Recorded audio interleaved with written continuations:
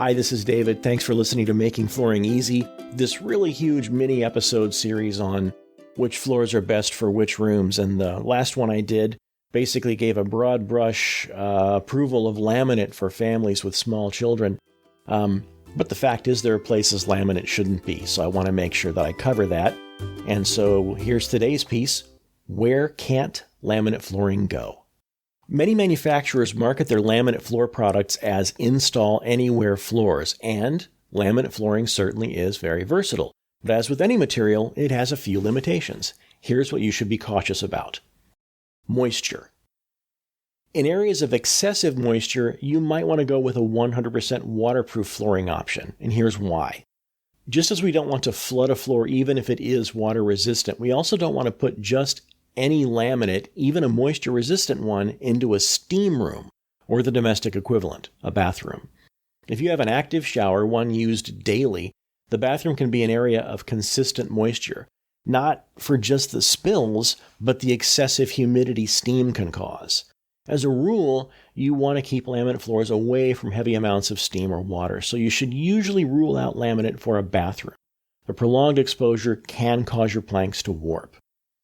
Still, if you only have a bath or a shower that isn't used frequently, you might be able to install a special type of laminate. There are new laminates with a waxed locking system which helps prevent water from slipping below the finished surface between the planks.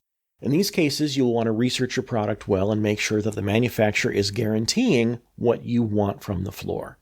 If you're looking at a floor on floorsteerhome.com, just call us and we can answer any questions or find any documentation you might want to review. And I didn't write this on the piece, but it's also true that we post all documentation for every floor we get.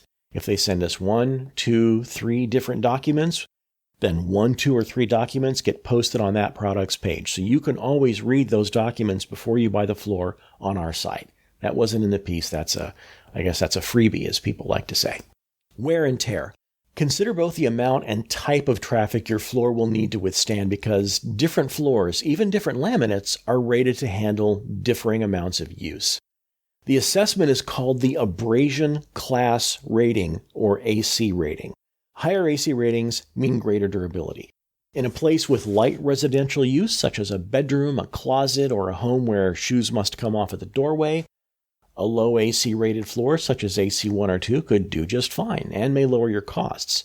In an office with rolling chairs and hard work shoes, you would want a higher rated floor, say AC 4 or above. What kind of floor will be under your laminate? Laminate floors cannot be installed over carpet, which makes sense if you think about it. As you walk across the floor, your floor could push a plank down into the carpet enough to disconnect the locking mechanisms. It's just got too much give. Any other type of subfloor should work fine under your laminate, but there are still things to keep in mind to get the best results from your floor. If you're going over a stone tile floor, levelness could be an issue.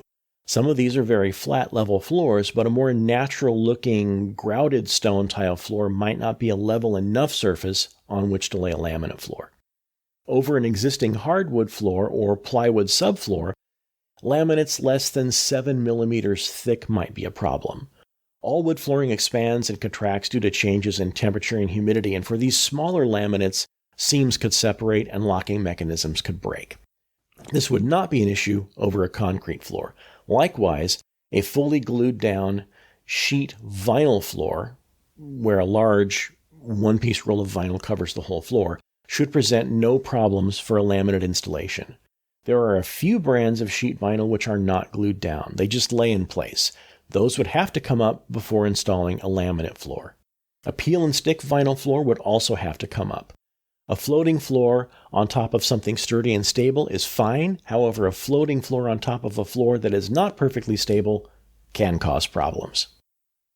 So there endeth the article, but the long and short of that last bit is you can't install a floating floor on top of another floating floor. Right? Whatever you install your floating floor on top of, everything under that had better be connected from the ground up to your floating floor.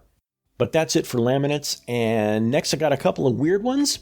Obscure, arcane uses of flooring. But hey, if you're out there, you may need to know what to do with daycare or the apartment you're renting. So my next 2 articles are going to cover kind of flooring you might want for a daycare and what kind of flooring you might want for an apartment that you're renting, if you're the one putting flooring in there.